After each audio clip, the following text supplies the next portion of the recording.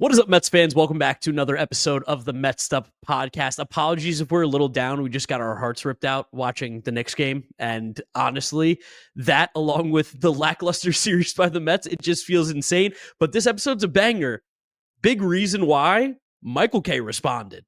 He went on a full 10-minute rant on his radio show about the video that me and James released on this podcast just a few days ago. So we're going to talk about that at the end. We're going to talk about the Mets-Red Sox series first and foremost, and then we will address Michael K's 10-minute rant about a couple fleas nicknamed the Mets'd podcast. All right, guys, thank you so much for joining us. Subscribe to our YouTube channel, Mets'd podcast. A ton of new subs from the last video. Appreciate it. Hope you guys like the content over here.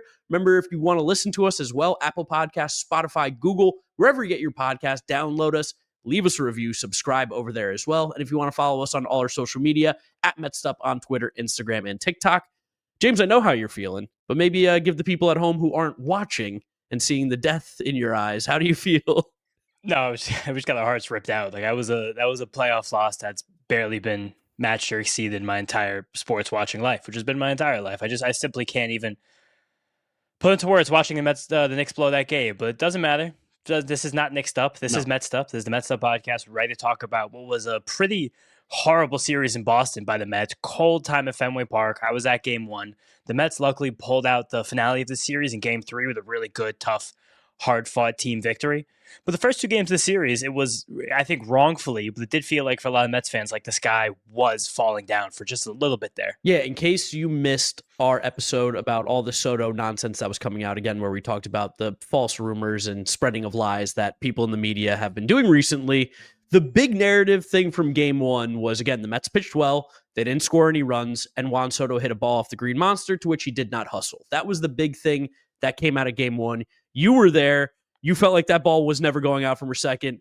A lot of people have said different things. It's just Soto's going through such a weird time right now, and it's so obvious that he is not only uncomfortable at the plate, he is thinking way too hard. There feels to be a lot of pressure, and shout out to the people who are doing the media correctly. Pedro Martinez came out and said a bunch of positive things, which we'll talk about here in a second.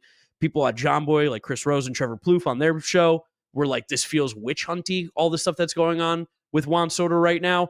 I wish the noise would stop. I wish the noise would quiet, but this is what happens when you have a $700 million player, when he's one of the best players in baseball, and he's not playing up to it. And this series in particular was a bit of a struggle for Soto.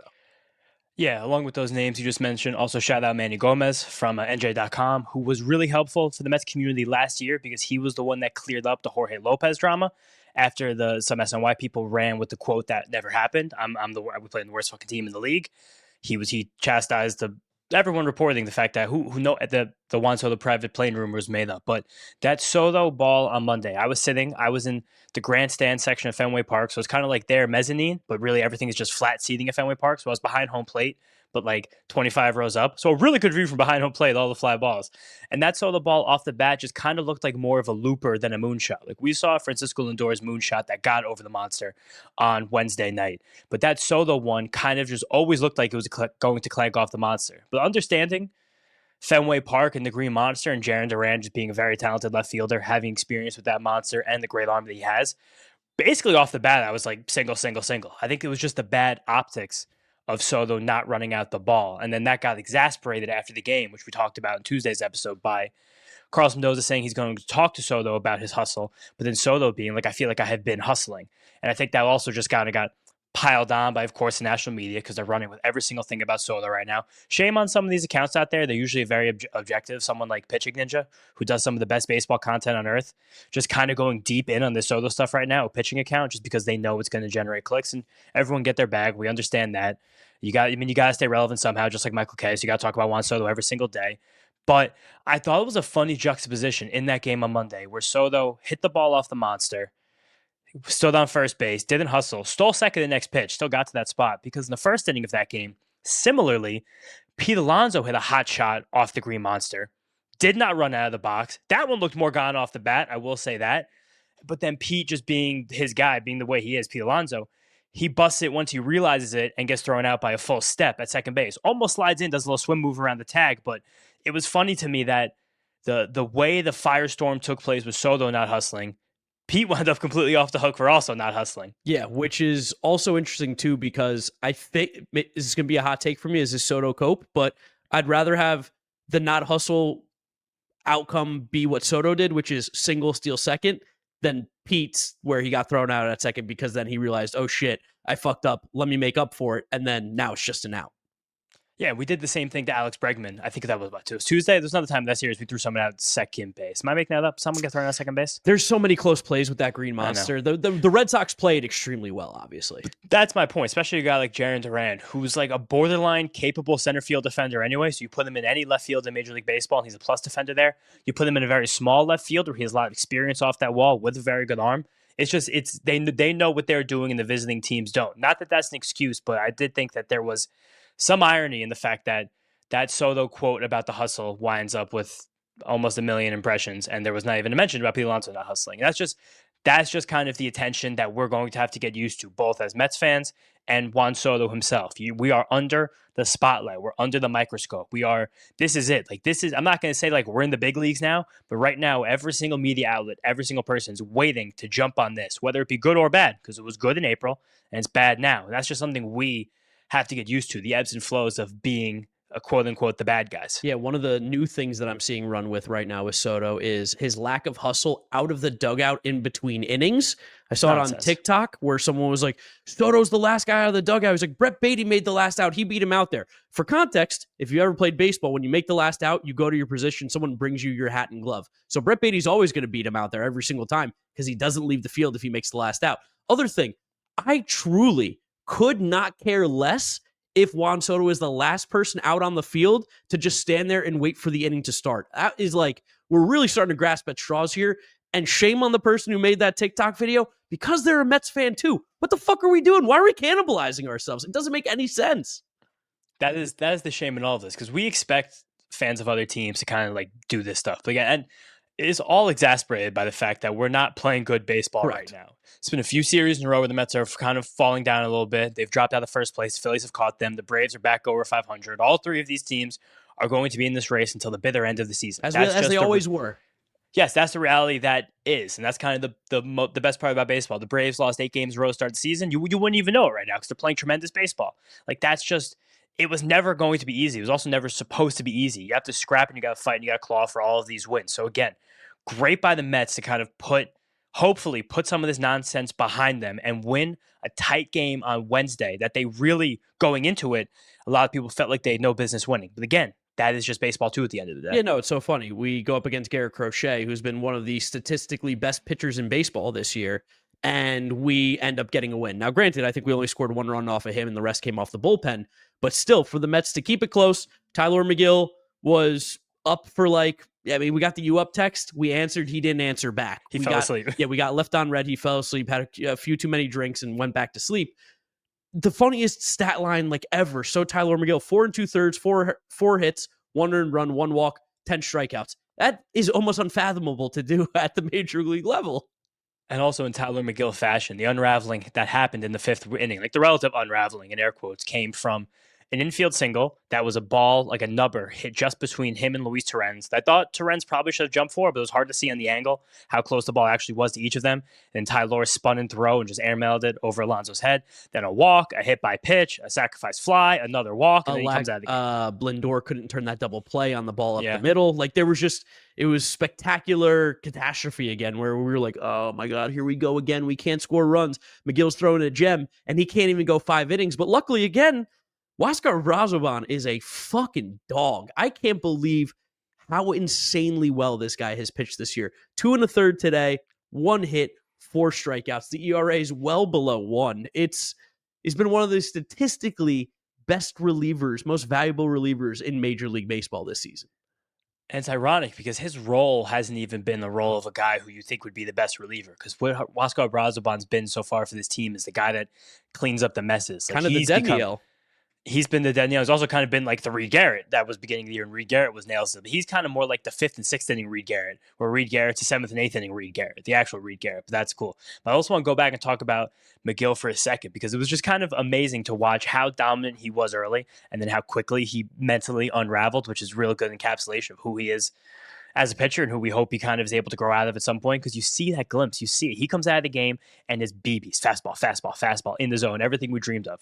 First 2 innings, he threw 30 pitches, 21 of them were in the strike zone. Most of them were fastballs in the heart of the zone. The Red Sox were completely powerless against. Even with him falling apart by the end of the game, it was still 13 first pitch strikes, the 20 batters he faced. The 10 strikeouts tie the career high. And there's a great note from a friend of the podcast, pitching savant Isaac Groffman, that I've been talking to you guys during Megill's last few starts about how, one, he's had that more depthy slider we've been talking about, the thing that people call a death ball, which is a slider that just drops really hard.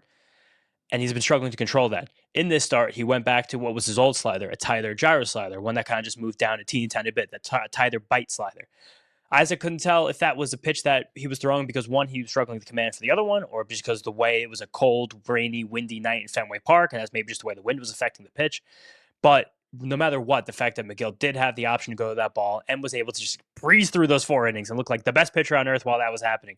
Confident, aggressive. It's just, God, I want to bottle that and use that for 6 innings. For some reason, we just can't do that consistently. It pisses me off. No, it would be really nice. I mean, hey, I think we were texting about this earlier. I cut him in my fantasy league because he had like 3 bad starts in a row. Cut him.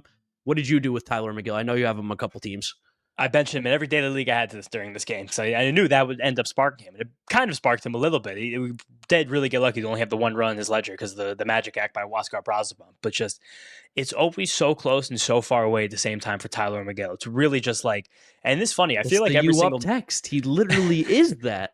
And every single Mets fan kind of has the same opinion where like everyone, I think deep down feels the same way about Tylor Megill, but that makes some people always want to believe and some people always want to hate him. Yes. But it's still always the exact same thing. It's just the different sides of the same coin. That's just always going to be the fact that matter here. And we had the great rehab starter from Paul Blackburn in AAA, went 7 innings. So there might be some competition coming soon. Maybe the Mets just go right to a 6-man rotation because there's still a few weeks until Manaea or Montas are ready. So I think it is going to be interesting how we handle now this sudden starting pitching depth in a way. Yeah, no, I mean, we're at a spot where, of course, Tylor Megill's back's pushed up against the wall, and he starts to pitch a little bit better. So it's interesting to see. There's guys that could, of course, always use an extra day, could use a skip a start. Kodai Senga, I know they don't want to necessarily do that with Clay Holmes, but that's still a possibility as well. Tylor Megill, though, right now is still the man on the chopping block for when these pitchers that are getting paid more money than him and are better than him eventually do come back. And I can't believe we haven't talked about this guy yet because he was such a hero in this game, but it's the perfect time right now for the Arena Club player spotlight. And it has to be Brett Baty for his clutch performance, his amazing defense, becoming the everyday third baseman seems like right in front of our eyes. Just an all-around incredible performance, saving the team against the Red Sox here on Wednesday. Yeah, he had not seen many at-bats against left-handed pitching this year. He comes up against Garrett Crochet, gets a big hit to score the run early on with the bases loaded. He didn't have a hit against the left-handed pitcher this season. Even more so, and he's like Garrett Crochet, one of the toughest lefties in the game.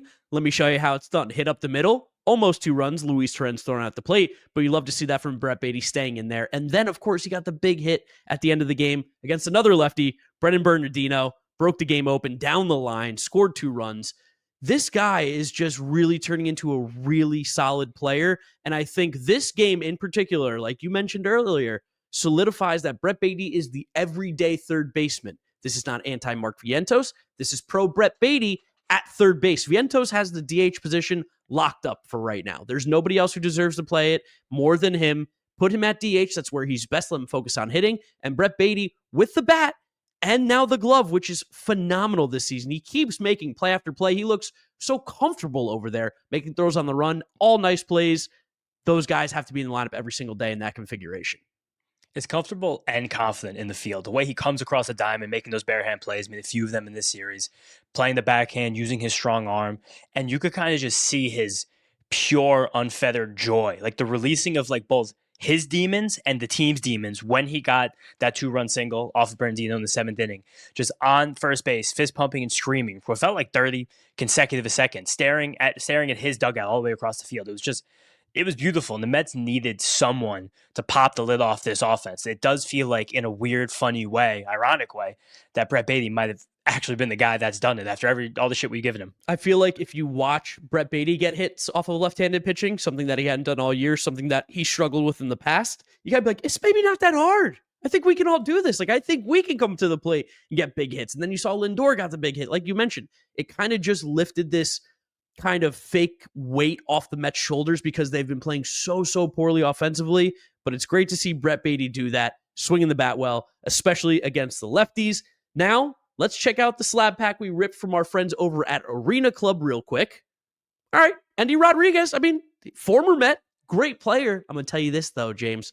Don't want it. I can use the buyback program from Arena Club to go get me a Brett Baty card because we know that's what we want more of. And right now, you guys can get 20% off your first slab pack or card purchase by going to arenaclub.com/foul and use code FOUL. That's arenaclub.com/foul. Code FOUL for 20% off your first purchase.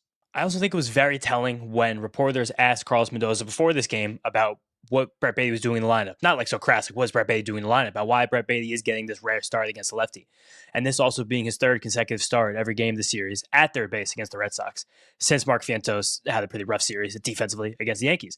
And Mendoza said very contritely, like, he's in there for defense. He's in there for his defense. We like the defense he's been playing. We think he's an upgrade there in defense. Didn't say that, obviously, but clearly he knows that. He's watched these games like we all have. And Mark Vientos has fumbled a few balls over there at the hot corner. So this start for him does seem a little bit like the changing of the guard, that he's now going to be the third baseman until further notice. You can see the confidence he's playing with. Friend of the program, Pat Ragazzo, shared a quote on Twitter from an unnamed rival executive saying that you guys see Brett Baty's confidence right now. You see the way he's playing. I think now he's finally ready to become the player everyone kind of expected him to be all along. It just feels like the birth of something beautiful here over this last week or so. Yeah, looking at Baty's fielding metrics right now, OAA has him 72nd percentile. He's got a positive OAA. Mark Vientos has the lowest OAA at third base right now in Major League Baseball. That on its own is going to make this team so much infinitely better, especially because the defense has been a little bit shaky over the last couple weeks or so, while we've been scuffling more so than we were at the start of the year. Happy to see Brett Baty playing baseball so well. This has been a Mets, or I shouldn't even say that. This has been a Brett Baty podcast from the start. He's one of the first people we ever interviewed. We went out to Arizona to talk to him. We got some viral clips. We kind of told everyone he was friends with Garrett Wilson in high school. That was cool. Really, really happy for Brett Baty, the person, to be playing as well as he is right now.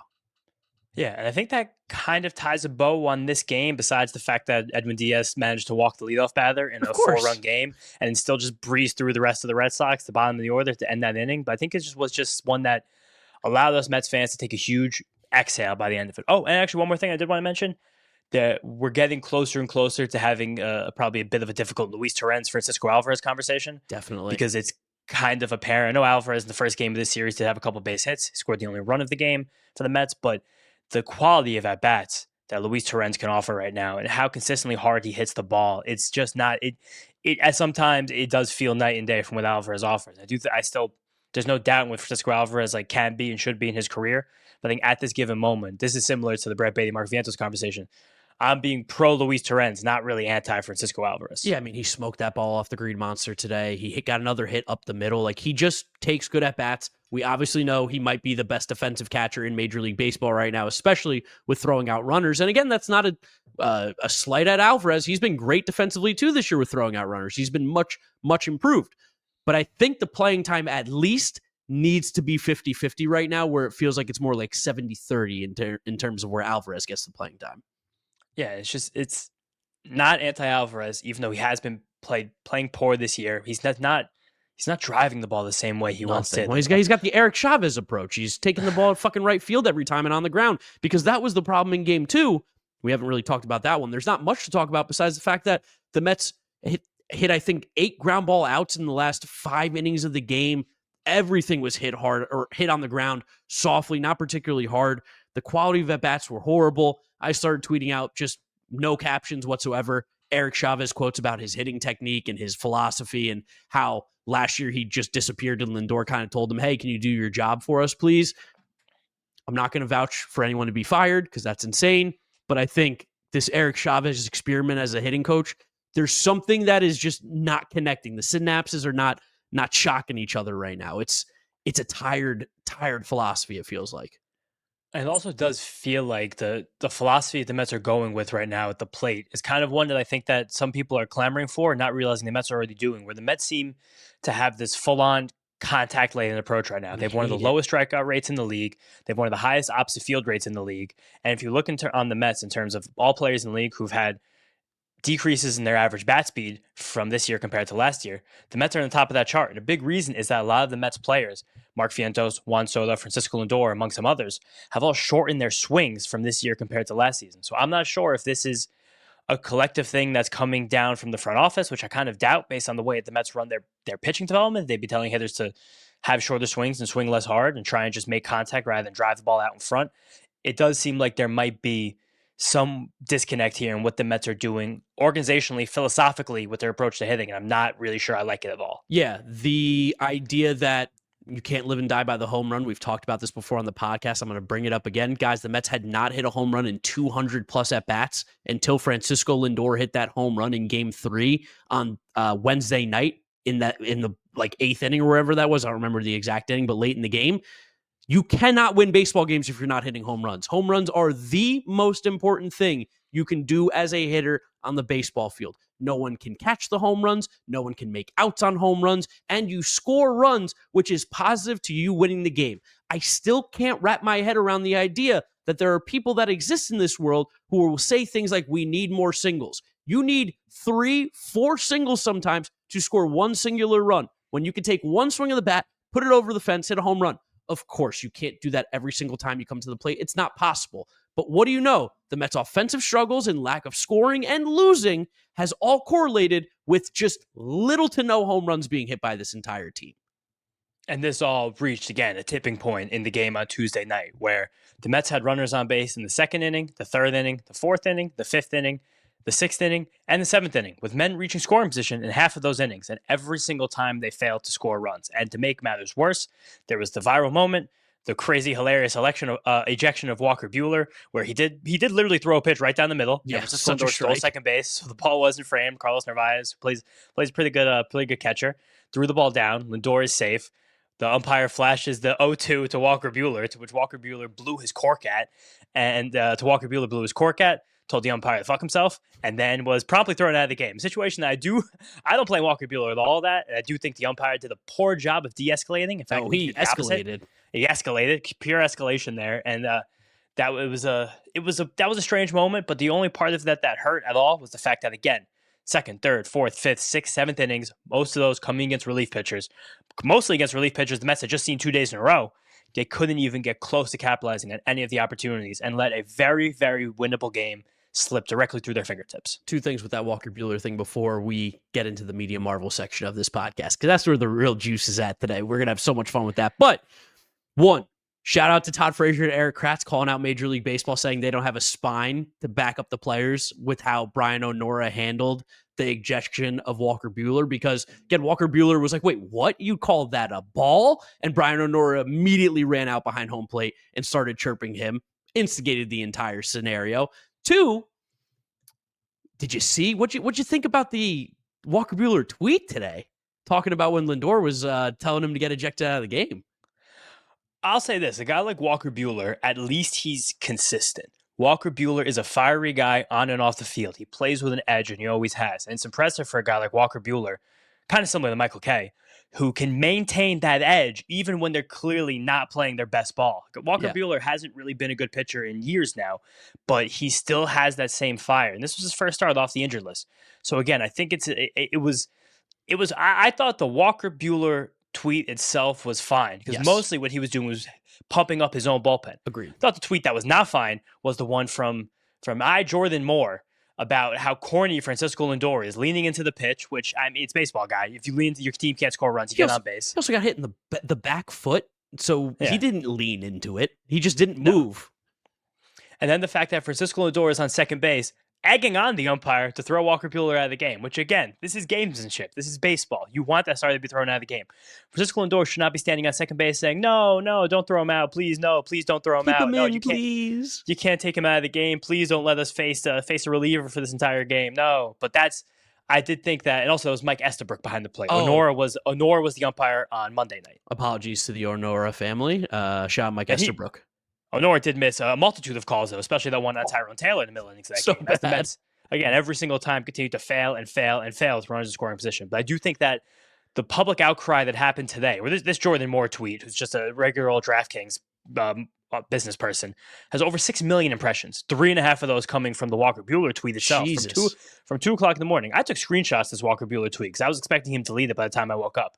And lo and behold, it had millions of impressions by the time I woke up. So it's funny to see this escalation. But again, I think this all piggybacks on what's happening right now with the Mets and Juan Soto and just everything else going around this organization. Where right now, in American professional sports, literally besides the Eastern Conference Finals, which just broke our hearts. Bring it up again. But I'm just saying, we are the story right now that on every single person's mind. FT fam, let's talk about the HOF app. If you're into parlays, but sometimes you're missing the mark more than you would like to, can I introduce you to some serious analytics on an app that is easy to read and comprehend? And I'm sitting next to a man who knows how to place a parlay. Yeah, and the biggest thing is breaking down a parlay with this Hall of Fame app. There's the situations that you'll find easier to do. It's very helpful and understanding.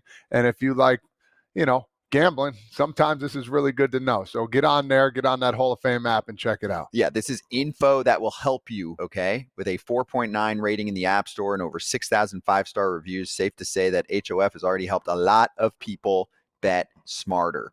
For a limited time only, FT listeners can get a 7-day free trial and 50% off their first month when they use code FOUL at checkout. Download the HOF app on iOS or Android. Enter code FOUL and you're all set. Yeah, it is shocking how much the Mets are the story on everybody's mind. For a team that we've been told, again, are the little brothers, nobody's worried about them, nobody cares. You know who I'm not hearing saying that much right now? Is the one guy who always can't keep the Mets name out of his mouth, O'Keefe McPherson. He's the one guy who I'm seeing nothing, lies, anything. He's just doing his normal, regular trash talk, to which, tip the cap, he's doing his game.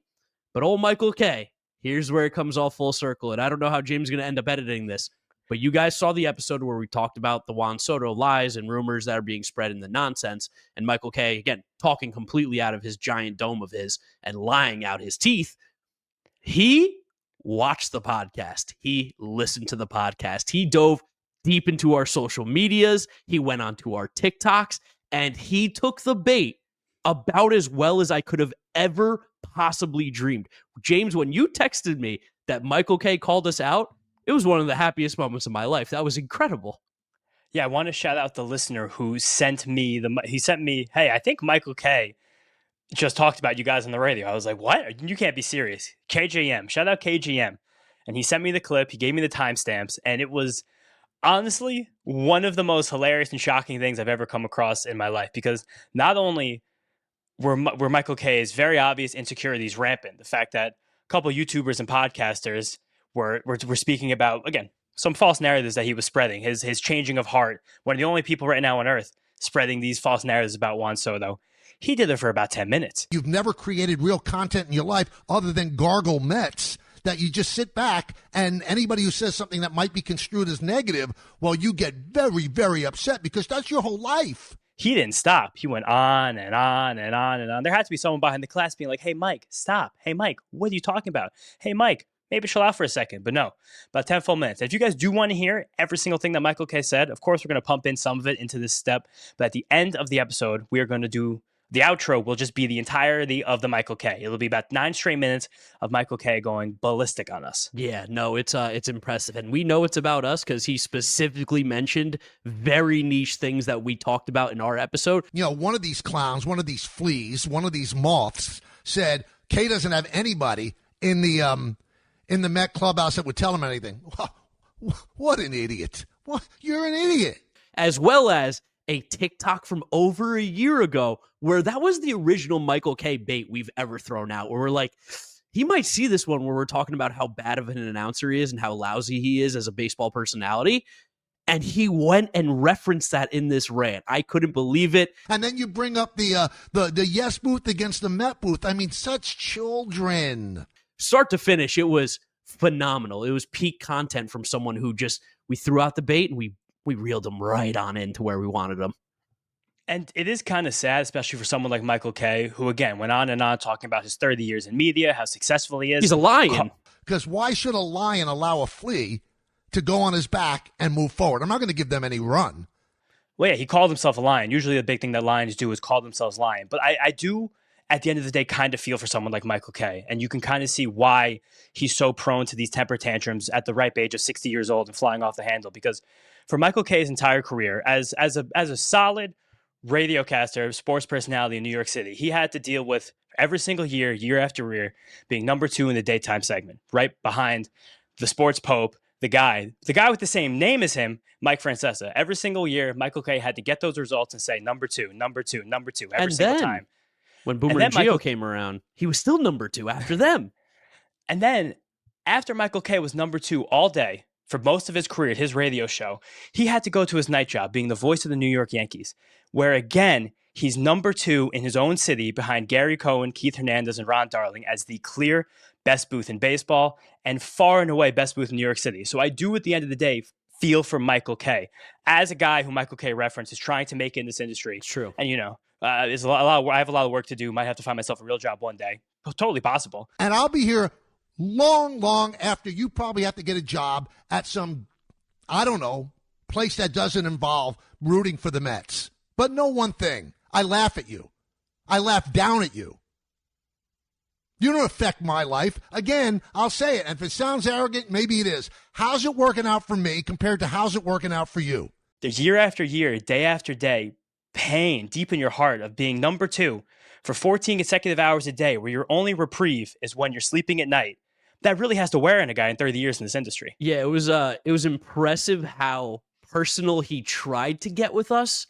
He tried to call out our social media following, which again, he's on the radio every single day on ESPN, and he is the announcer for the New York Yankees. So bragging about him having more social media followers than 2 people who have started this on their own was a pretty interesting punch down from Michael Kay, if he truly is a lion, concerning himself with what he called fleas, by the way. I laugh at you because you're so pathetic. You're a flea. Each and every one of you that came after me yesterday with your silliness and your insults, you're fleas, you're moths, you're insignificant nothings. Which is so funny. He called us aggregators, which I thought was funny. He's like, you've never actually created a real piece of content on your own in your entire life, which is interesting for a guy who talks just as much as we do every single day about the exact same stuff. So it's interesting to look in the mirror and be like, nah, this isn't right now. You guys are aggregators. I also thought it was really, really funny. You mentioned it. He was like, these guys in a couple years, they're going to be needing to find real jobs. I'll be just fine. I'm like, dude, you're on a dying medium. Nobody's listening to the radio anymore. It is all about social media. It's about podcasts. It's about YouTubes. In the Yankee space, he's not even the most listened to Yankee person, and he is the play-by-play announcer on Yes Network for the last 20 years. John Boy kicks his ass. There's a bigger Yankee person who is a social media personality who dominates the numbers that he gets. So it's really interesting that all of a sudden now that Mets fans are talking about him, and Mets fans are talking about how much of a bum he is and how he's got no talent and how he's washed and how he's a dinosaur. It's interesting how much it just really got underneath his skin. It was amazing to listen to. There is one thing I very openly and very vivaciously want to take back though from that episode. And this is a genuine apology, straight from James Shiano and Mark Louie, the Mets'd Up podcast. I want to apologize to Bob Clappish. Of course. We went a little too hard in the Bob Clappish article itself. Bob Clappish is an esteemed journalist. He has been for a very long time. He's very talented. He's very good at what he does, and he's been doing it forever. I do think in that specific article, he did take the Juan Soto skipping his media availability to heart. But also, after some reflection, that does suck for someone who's an actual journalist like Bob Clappish, someone who's actually in these clubhouses, actually speaking to players, actually around these teams, day in, day out, speaking with both of them. So then that's me personally, the official apology to Bob Clappish and the Mets'd Up podcast, media marveling myself right now. Even though I think there were some times in that article, he did take things a little too far. I think calling Juan Soto fat was certainly a bridge too far. Crazy. For a journalist of Bob Clappish's esteem. I think saying he was a darkening mood, I thought that was a bizarre thing for someone like Bob Clappish to say. If there's one thing to take out of what we said on Tuesday, it's a big, gigantic, I'm sorry to Bob Clappish. Yeah, it's a, hey, game recognized game. You were trying to do your thing. We called you out, but you know what? He handled it like an adult. I'm surprised he didn't write a 10-page article about our video. You would have thought that Bob Clappish would have been thinking about that one all day, like Michael Kay was. The funniest thing about what keeps going on, again, and with Michael Kay and with Clappish originally, and then with John Boy, how they ran with this Juan Soto stuff, is that they're continuing to obsess and talk about a player that's not on their own team. I can't imagine if someone who was like a real baseball guy, someone like Ron Darling, who does ton of media outside the Mets and SNY, if he went on his regular MLB Network spot and just started shit talking, I don't know, like Anthony Volpe. Like, Well, dude, shout out Jolly. He had a great tweet. He's like, imagine if Gary Cohen had a radio show where he talks shit about the Yankees every single day. That would be such a weird world to live in. But that's exactly what Michael Kay does. He even kept talking about it more today and said that Juan Soto needs to get over it. He can't put the milk back in the udder, which is so weird to say. Isn't it so crazy too? Also, this is a guy in his 60s who, again, is a lion, the top of his profession. He's talking about some dude in his mid-20s and some podcasters also in their 20s. Like, the whole thing, it just reeks of desperation to stay relevant, to search for clicks, which he's clearly struggling to get because he got so mad when we said he didn't know how to get them. He said he's not worried about clicks. He doesn't need them. And I was like, Michael, I'm gonna give you free advice here. Ready for this? Take your radio show, get a camera, record it.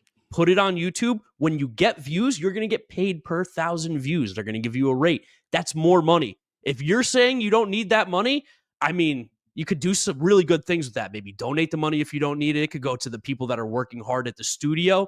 Maybe you don't need the money, and I know you said that in there very, very clearly. You're doing well. You're at the top of the game. You're a lion. You're making hand over fist money. But there's other people that are working for you that I'm sure deserve even more credit for producing that show, working hard every single day. Maybe put it up on YouTube, earn some more money, get those clicks, pay those people even more money than they deserve. And this is why there's a lot of value in people in the media like Pedro Martinez, someone that's been there before. He goes on TNT, who broadcast the Mets game on Tuesday night, and said that there was a time in Pedro's career where he was also the highest paid player in baseball, and that it was very hard for him to adjust to that. And a lot of people, which I think is very true, and I think has become very apparent this week in the way that a lot of these talking heads have discussed Juan Soto and vilified him and tried to read his mind and look inside him as a person. So weird. On May 22nd, you would think that of all fans of any teams, Yankee fans would understand that Major League Baseball season is not determined on May 22nd, that it's okay. You're going to get distracted. You're going to go through some frustration, but you got a long time ahead of you. You've been a great player for your entire career, again, which hasn't even really been built yet. It's only been a handful of years that he's been in the league. It's just going to take a while. So again, shout out guys like Pedro Martinez, Chris Rose, and Trevor Plouffe to the good thing, kind of rightfully calling this a bit of a witch hunt so far. And I think that's kind of where we're at with this Juan Soto situation. It's not going to stop because the click machine will always deliver clicks when people are negative about Juan Soto and the Mets. But it was just, I don't know. I thought for us especially, it was like it was nice to release that stress and anger of everything that was going on with Juan Soto, and pretty cool. We got a good response from it. A lot of people listened to it, apparently, that we didn't even know would possibly be listening to these things. So that's really an added bonus. I'll say this, despite us just being content creators and aggregators, somehow, some way, the big mighty lion that is Michael Kay, his big ass head, just like a lion, and the roar that he has on the airwaves of ESPN and Yes Network, it's interesting that he ended up spending about 35 minutes watching the Mets'd podcast. But again, just content creators who are going to need jobs in a couple years. We have no idea what we're doing over here. Love to see it.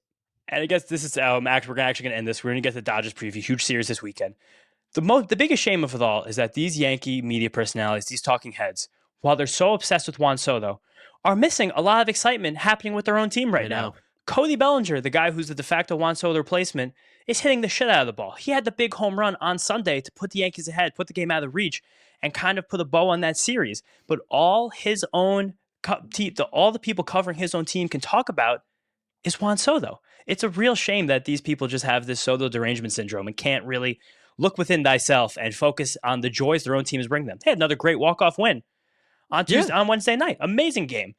Beat Jacob deGrom, Jason Dominguez, walk-off home run. But it's just it's an obsession. I'm excited to see how this all unfolds. Yeah, I hope we can infiltrate his show just one more time. I hope he takes the bait one more time. Please, Michael Kay, fall for the trap yet once again. All right, enough of that guy and his big head. Let's go ahead and talk about the Los Angeles Dodgers series coming up. Memorial Day weekend, big series against the Dodgers. They're coming off of a couple tough games against the Arizona Diamondbacks, who always play them well. Here's the thing about the Dodgers. Their offense is unfucking believable. It's insane. Yeah, I mean, they won the last two games at Diamondback series after somehow getting swept by the Angels over, in air quotes, rivalry weekend. Yes. Somehow that was not the story, but the Mets losing 2 out of 3 to the Yankees was the big national story somehow, some way. But this Dodgers team, for everything that Their rotation has not been this season. Their lineup has been. Shohei Ohtani is everything. He's the second best player in baseball, second best hitter in baseball besides Aaron Judge until he pitches. Teoscar Hernandez is incredible. Freddie Freeman looks ridiculous after he was limping around spring training. He was supposed to get load management. Now he's played 30 games in a row.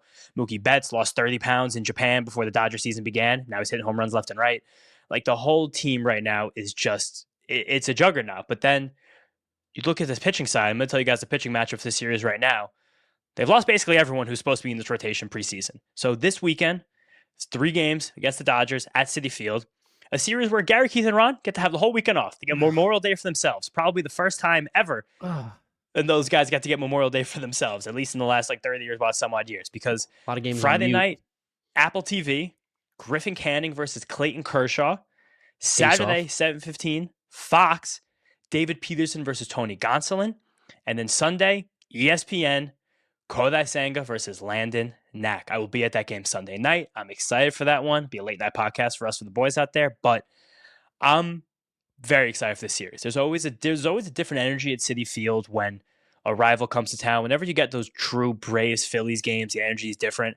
I think the Dodgers have matched that energy over the last few years, and there's a true buzz when they're in the ballpark. Yeah, a big reason too is Dodgers fans show up really, really well to the stadium. So there's going to just be a lot of noise for both sides. And everybody wants to see Shohei Ohtani play. Every time he goes to a city, doesn't matter where, he's must-watch baseball. He's one of the best baseball players we've ever seen in our lifetimes, and he's playing at an unbelievable level yet again. Most home runs in Major League Baseball, a 1074 OPS, 17 homers. He's stealing bases still, 11 stolen bases.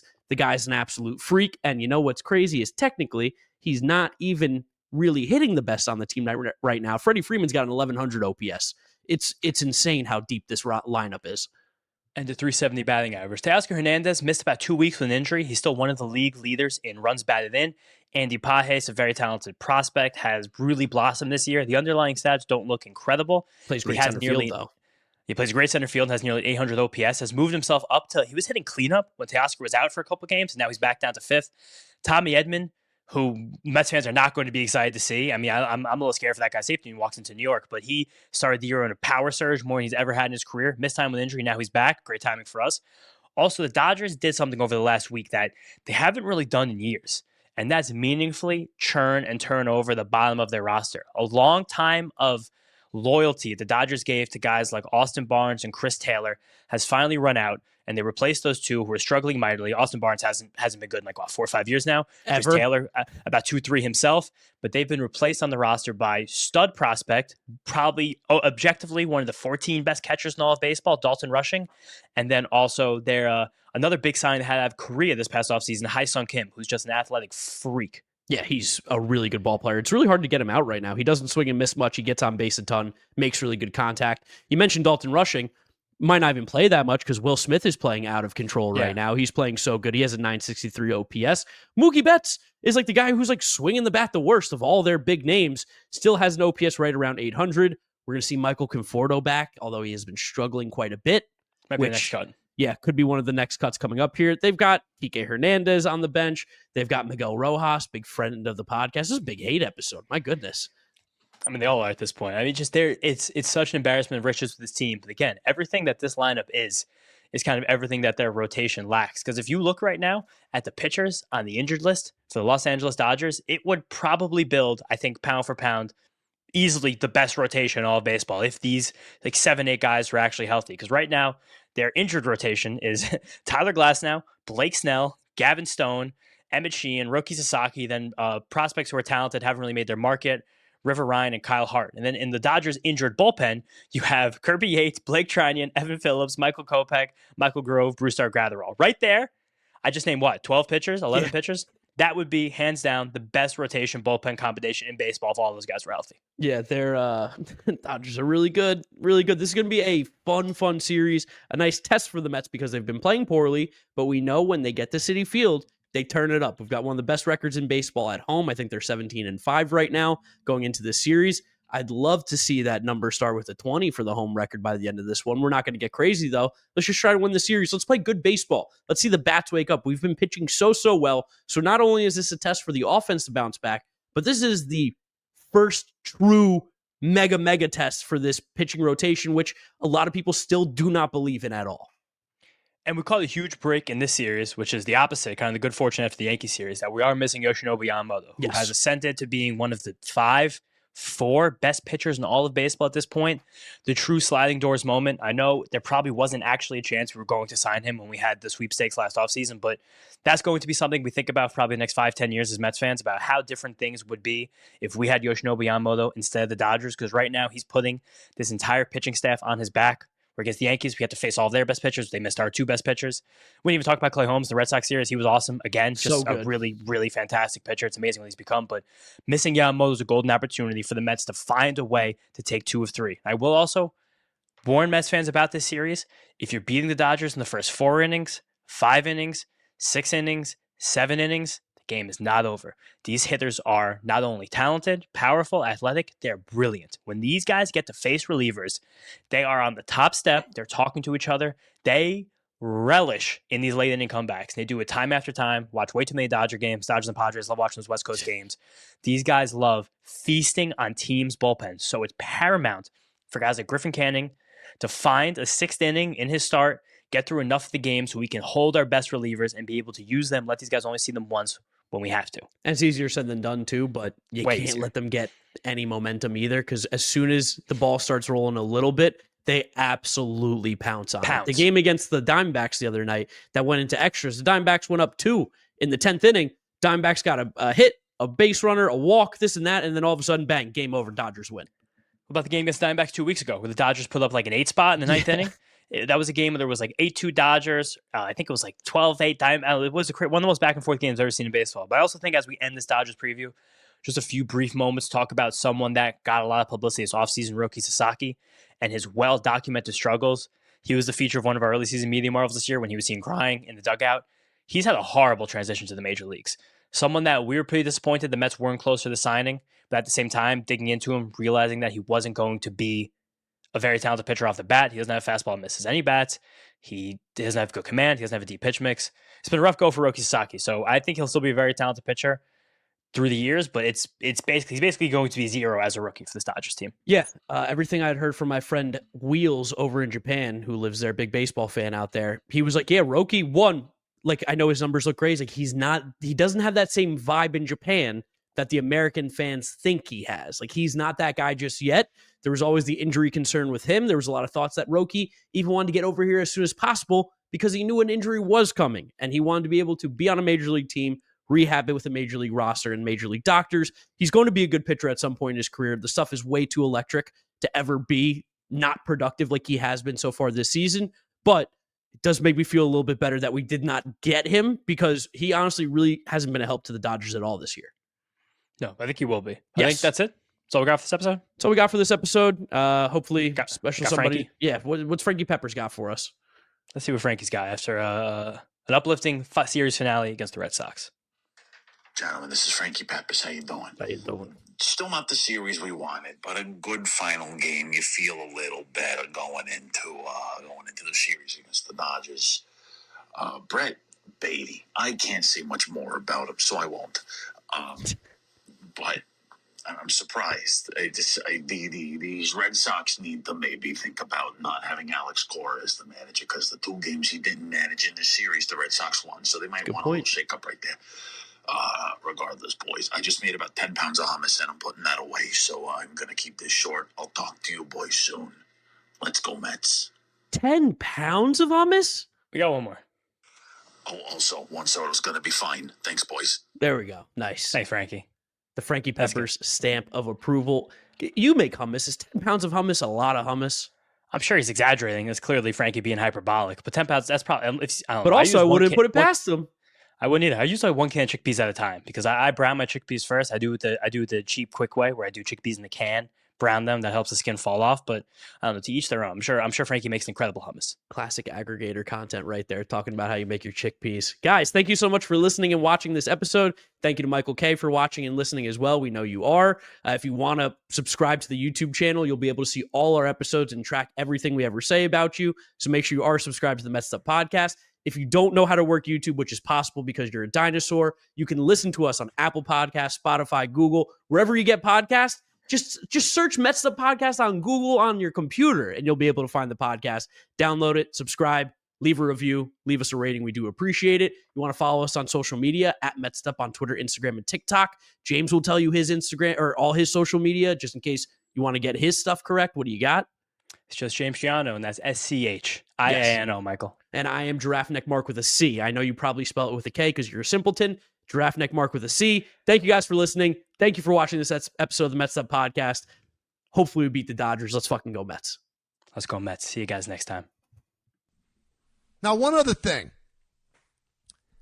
There are a lot of aggregators out there, content providers, I'll do that in air quotes, that when they disagree with you, they become really, really nasty. And I kind of laugh at it because to me, they're nothing. They're fleas. They really are. They think because they have 8,000 followers on Twitter or 15,000 followers on Twitter that there's some big, tough voice that moves the needle.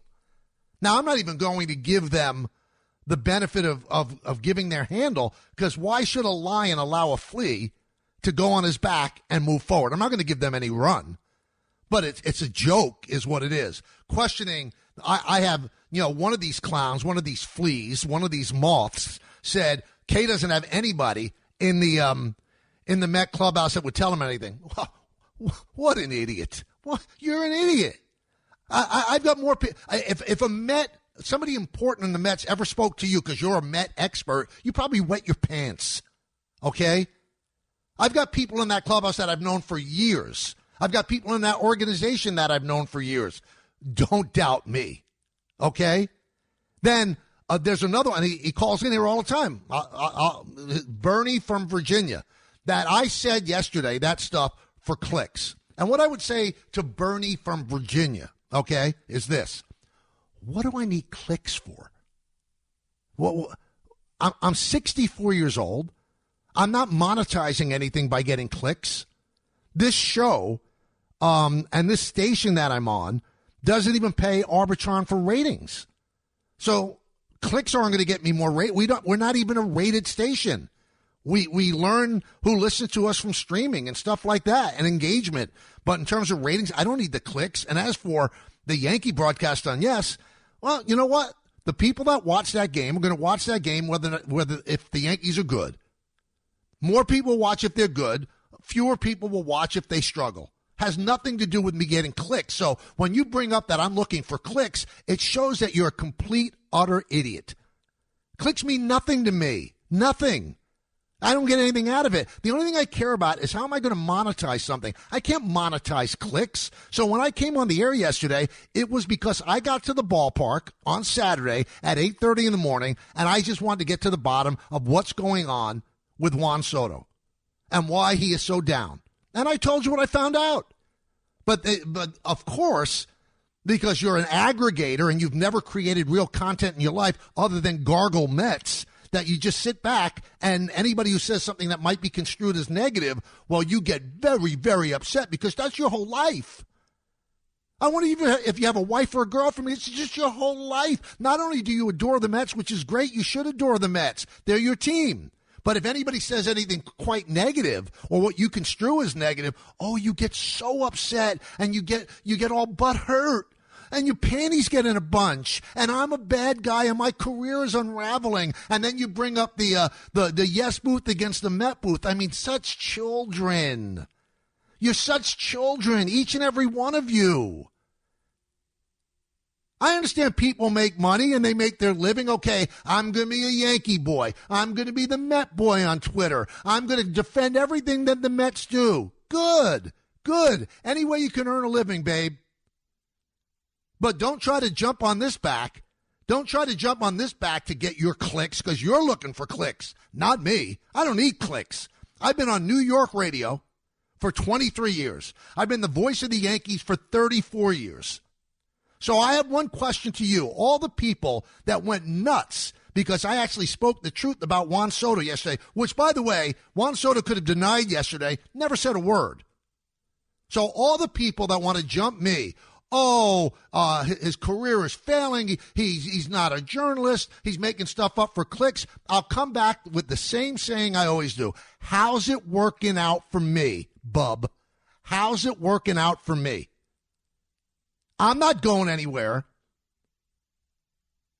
And I'll be here long, long after you probably have to get a job at some, I don't know, place that doesn't involve rooting for the Mets. You guys really make yourself out to be a little bit more important. And then the way you guys came down on Bob Klapisch, an esteemed journalist who only wrote what somebody in the Met organization told him, and you got personal with the guy, you jumped the guy, you said he's a has-been. This guy has done more with his journalistic career. He's one of the greatest writers who ever lived, that has ever written about baseball. He's had best-selling books on the New York Times bestseller list, and you're going to jump him when you've done nothing but sit there and have orange and blue pom-poms in your life, and you're going to question Bob Klapisch? You better come back. You better come back to us. You better really think about yourselves and go, where am I going with my life? I'm a cheerleader for the Mets. I have no affiliation with them. They don't pay me. And you're going to jump somebody who has had an esteemed career. You'll never even come close to the career that Bob Klapisch had.